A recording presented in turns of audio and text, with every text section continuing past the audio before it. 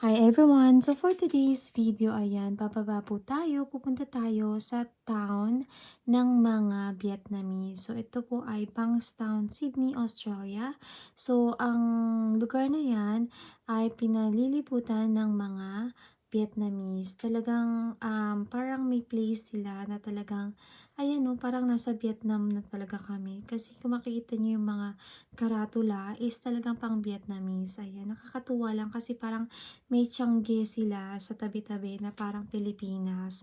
Ayan, kumpleto sila, yung mga pharmacy at ito nga yung mga isda na mga bilihan. Ang lalaki, no?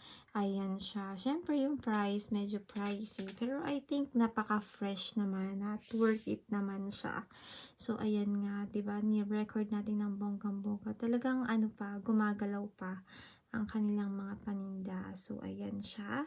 After naman yan, makikita natin, mamaya, ayan, yung mga iba-ibang pangalan nila. Talaga may translator. Nakakatuwa naman yung iba.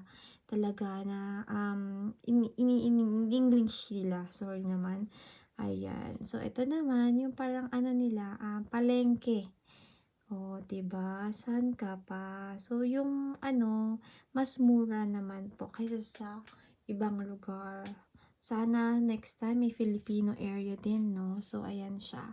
So, ito naman po ay yun nga, yung fish market. Meron din silang mga Vietnamese food at mga Asian or Australian supermarket na pwede nating pagpilian para hindi tayo ma-homesick or gusto natin itry yung food na ino-offer nila na pwede nating lutuin. So, salamat po sa